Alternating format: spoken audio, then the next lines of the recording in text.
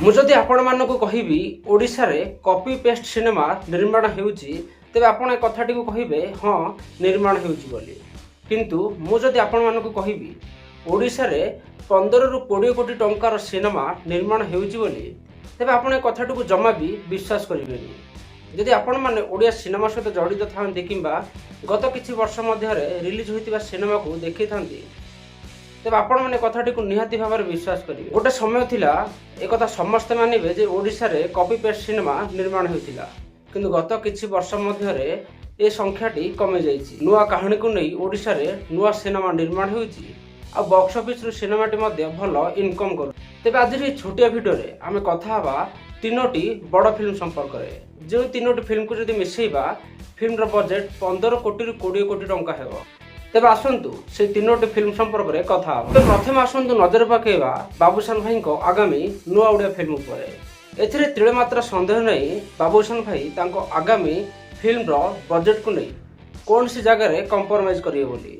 ତାଙ୍କ ଆଗାମୀ ନୂଆ ଓଡ଼ିଆ ଫିଲ୍ମରେ ନଜର ଆସିବେ ଆଶୁତୋଷ ରାଣା। କାହିଁକି ନା ବାବୁସାନ ଭାଇଙ୍କ ନିଜ ପ୍ରଡକ୍ସନ୍ ହାଉସ୍ ବାବୁସାନ ଫିଲ୍ମସରେ ବୋଉ ବୁଟୁ ଭୂତ, ପାବାର୍ ଏମିତି ଯେଉଁ ସିନେମା ଆସିଥିଲା, ସେସବୁ ସିନେମା ଗୁଡ଼ିକ ଓଡ଼ିଶାରୁ ଭଲ କଲେକ୍ସନ୍ କରିଛି।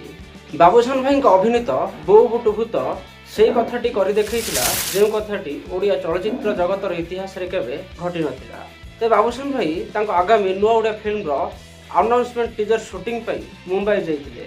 ସେଠି ବାବୁସାନ ଭାଇଙ୍କୁ ଯେତେବେଳେ ପଚରା ଯାଇଥିଲା ଫିଲ୍ମର ରିଲିଜ୍ ଡେଟ୍ କେବେ ବା ଫିଲ୍ମଟି କେବେ ରିଲିଜ୍ ହେବ, ବାବୁସାନ ଭାଇ ସିଧା ସିଧା କହିଥିଲେ ସେମିତି ବର୍ତ୍ତମାନ ସୁଦ୍ଧା ମୁଁ କିଛି ବି ଭାବିନି, ବାସ୍ ପ୍ରଥମେ ଫିଲ୍ମର ସୁଟିଂ ସରୁ।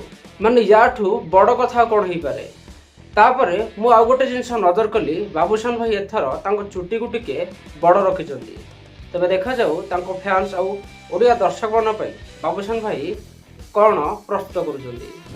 ତେବେ ଦ୍ୱିତୀୟ ଫିଲ୍ମଟି ହେଉଛି ସବ୍ୟସାଚୀ ଭାଇଙ୍କ ଆଗାମୀ ଅଭିନୀତ ନୂଆ ଓଡ଼ିଆ ଫିଲ୍ମ ଲ୍ୟାଣ୍ଡଫଲ୍। ଫିଲ୍ମର ଆନାଉନ୍ସମେଣ୍ଟ ସମୟରେ ହିଁ ସେମାନେ କହିଦେଇଥିଲେ ଫିଲ୍ମର ବଜେଟ୍ 10 କୋଟି ବୋଲି। ତାଠୁ ଅଧିକ ବି ଲାଗିପାରେ, କାହିଁକିନା ଯେହେତୁ 1999 ମସିହାରେ ଘଟିଥିବା ମହାବାତ୍ୟାକୁ ନେଇ ସିନେମାଟିକୁ ନିର୍ମାଣ କରାଯାଉଛି ଏବଂ ସେଥିପାଇଁ ସେମାନେ ଗୋଟେ ସେଟଅପ୍ ବି କରିଛନ୍ତି।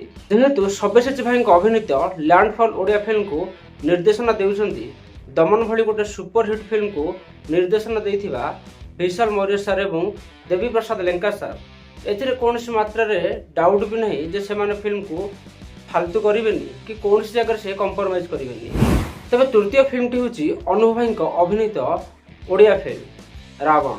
କେହି କେବେ ଆଶା କରିନଥିଲେ ଯେ ସେମାନେ ଫିଲ୍ମକୁ ଏଇଭଳି ଧରଣର ନିର୍ମାଣ କରିଥିବେ ବୋଲି। ଯଦି ଆପଣମାନେ ରିସେଣ୍ଟଲି ଫିଲ୍ମର ଟିଜରକୁ ଦେଖିଥିବେ, ଯାହାକୁ ସେମାନେ ଅଫିସିଆଲି କୌଣସି ସୋସିଆଲ ମିଡ଼ିଆରେ ରିଲିଜ୍ ନ କରି ଡାଇରେକ୍ଟ ତାଙ୍କ ଓଡ଼ିଆ ଫିଲ୍ମ ଠକି ସୁନ ସହିତ ଥିଏଟରରେ ରିଲିଜ୍ କରିଥିଲେ। ଅନୁଭବ ଭାଇଙ୍କ ରାବଣ ଫିଲ୍ମ ସମ୍ପର୍କରେ ମୁଁ ବେଶୀ କିଛି କହିବିନି, ବାସ୍ ଏତିକି କହିବି ଆପଣ ଥରେ ଯାଆନ୍ତୁ ସୋସିଆଲ ମିଡ଼ିଆରେ ସର୍ଚ୍ଚ କରନ୍ତୁ ରାବଣ ଫିଲ୍ମର ଟିଜର ବୋଲି। ଆପଣମାନେ ସେ ଟିଜରକୁ ଦେଖନ୍ତୁ, ତାପରେ ଆପଣମାନେ ବିଶ୍ୱାସ କରିଯିବେ ଯେ ଓଡ଼ିଶାରେ କେଉଁଭଳି ସିନେମା ନିର୍ମାଣ ହେଲାଣି। ଶେଷରେ ଆପଣମାନେ ଏହି 3ଟି ସିନେମାକୁ ନେଇ କ'ଣ ଆଶା ରଖିଛନ୍ତି ଆଉ ଆପଣ କ'ଣ କହିବାକୁ ଚାହାନ୍ତି କମେଣ୍ଟ ବକ୍ସରେ ନିହାତି ଲେଖି ଜଣାନ୍ତୁ। ଏବଂ ଆପଣଙ୍କ ବହୁମୂଲ୍ୟ ସମୟ ଦେଇ ଭିଡ଼ିଓକୁ ଦେଖିଥିବାରୁ ଆପଣଙ୍କୁ ବହୁତ ବହୁତ ଧନ୍ୟବାଦ।